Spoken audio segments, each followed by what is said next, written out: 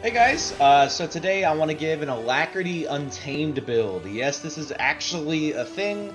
I'm not entirely sure if this will be viable in like PvE content because, you know, Mechanist is a thing, but if you want to run Alacrity Untamed in PvE, it's a thing now. You can do that. I'm actually really excited because you can get 100% Alacrity uptime with, just give me a second here.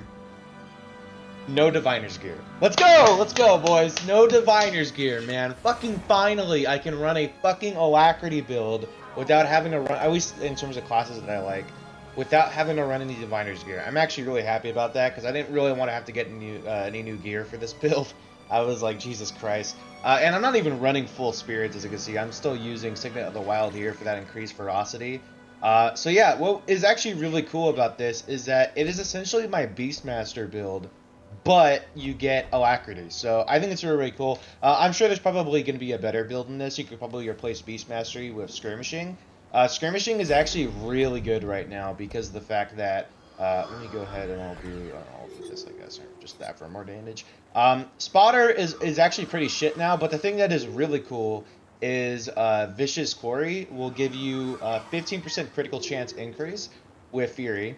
So that's 40% crit chance on Fury, and then you'll also get a 10% crit chance increase whenever you're attacking from the behind or side. So, I mean, just the fact that you get a 40% critical chance increase whenever you're under the effects of Fury, like, dude. That's pretty insane. But I'm just going to run Beast Mastery just because, you know, I like it. And you get that reduced cooldown for your Greatsword. So yeah, I'm running Greatsword and Sword Axe. Now, you could run Hammer. The problem I have with Hammer is that, yes, it'll be better for this. Like, technically, it will be better. It'll be more consistent in terms of the 100% uptime that you want to get.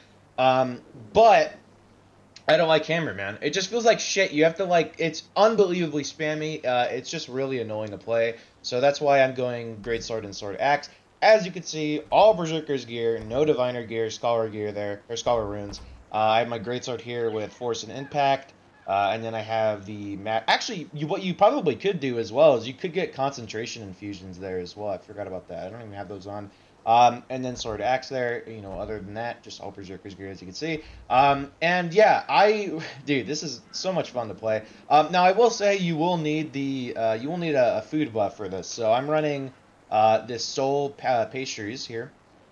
Now, what's really, really cool about this is that they're so fucking cheap, dude. Literally, they're like, for 250 of these fucking things, it's, well, 249. It's like 12 silver, dude. It's so goddamn cheap. You get 100 concentration there, as well as 70 power. This is gonna raise your alacrity duration up to 5 seconds from 4 seconds. Now, I do have 5 1/4 here because I'm running this really expensive utility. You don't even need to run this one. It's so goddamn expensive. It's like fucking, I think it was like 27 silver for just one of them. It was fucking crazy. So yeah, I'm not gonna bother with that anymore.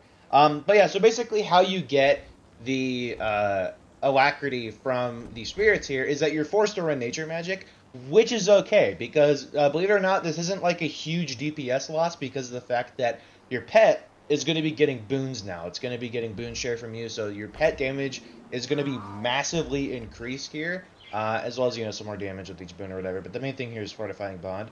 And Nature's Vengeance, of course, will allow you to get alacrity whenever you use your spirit skill. Not the first one, but the second one there. So once it's activated, you can activate that skill, and then it'll actually it'll give you alacrity.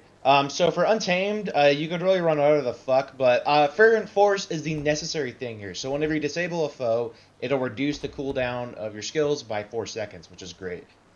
So yeah. So basically, the general rotation of it is you just want to summon all your spirits here. Now, I'm not running full spirits, but you can if you want, just for more consistency. So yeah, you could just run. I mean, honestly, any spirit's fine, but the thing is, for these slots, I'm running Frost and Storm here. I guess if you, because I think doesn't this give Vigor now? Yeah, it gives Vigor. And then there's Protection here as well, which is kind of cool. But yeah, this is just the offensive version here. So we get some might here. I guess that's kind of cool.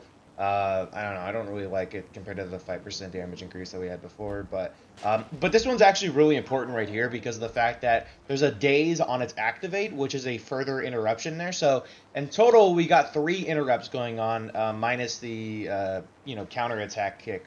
That would be 4 technically, but this one is so goddamn hard to use. So yeah, we have Hilt Bash, and then we have Path of Scars, and then we have the daze from Call Lightning there, which is really cool. If you're running Hammer, you could have 4 interrupts there because of the fact that you have, Call Lightning's a thing. Because you're just going to be camping Hammer, basically. But yeah, pretty cool. So you just want to lay your spirits down, activate them whenever they're off cooldown, use your interrupts. So you're going to want to just use the Greatsword as usual. So 2, 5, 2, swap, 4, 5, and then 4 should be up again. By the time you're ready to weapon swap, so you can do 4, swap back, 2, 5, 2, and just keep going. And then whenever you see this Unleashed Power buff, you want to unleash your pet, use the 3 skills really quickly, and then get out of there, use your ambush skill, and yeah, just for that increased damage there a little bit. I guess you don't really have to, but it is a damage increase to do that, so... but I guess, just starting off, when you're starting to play the build, I guess you could just not do that, but like I said, eventually you're going to want to do that just because it's a decent damage increase, especially since your pet's going to be getting boons now. So let's go ahead and take a look at how this actually plays in reality. So yeah, we'll just go ahead and summon the spirits here. Bring all these up. Okay, so we'll start using this. And as you can see, the skill's already off cooldown. I'm gonna do that. You can actually use this again, which is really cool. So let's use this. Go back. And we'll just keep on going. So yeah, that's basically the general rotation of things. And I got quite a bit of alacrity there, as you can see. Just look at the alacrity on the bottom right. And you'll keep noticing how good it is.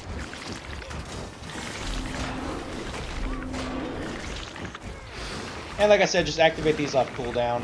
Oh, actually, now that I think about it, actually, no, I would use this off cooldown, yeah, because it gives you alacrity. So, yeah, this is very much an early iteration of this build. It'll definitely probably do more DPS if you have skirmishing on, like I said, because it's just got a pretty big buff.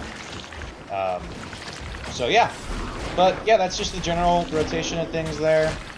Really easy, simple one to use. Very spammy, but it is really, really good. And yeah, I mean, that alacrity uptime is pretty fucking crazy. So yeah, that's basically it. I think the because that concentration will count for that thing that you're giving out. So yeah, I think, is there anything else really to cover there? I don't really think there is. Now, when your Spirit of Nature goes on cooldown, you might have a bit more trouble keeping up that 100 alac uptime. So I just actually kind of remember that. So you might want to replace Signet of the Wild here with maybe like I would actually probably do Stone Spear for protection. You could probably do that and get more consistent uptime. Now that I think about it, but yeah, that's basically going to cover it. Pretty cool shit there. Yeah, I mean, decent DPS too. This is without, the boons and stuff like that. So, and the profession skills and all that shit that we'd usually get. So yeah, keep that in mind. That's without all of it. So by yourself, that's actually pretty good DPS. The fact that this is an alac build too, is pretty good. No, I will say, it is nice to have a druid build, as well. Do I have a druid build on here? Yeah, I actually don't have one with nature magic, but it would be nice to have a druid build for that as well, just in case if your team needs a heal heal alac. So if you want to run that, you can. I might just do a completely different video on that build. But yeah, that should cover it. That is the Alacrity Untamed build. Really, really solid build. You get 100% alac uptime. I fucking love it personally. It's a lot of fun. And yeah, peace.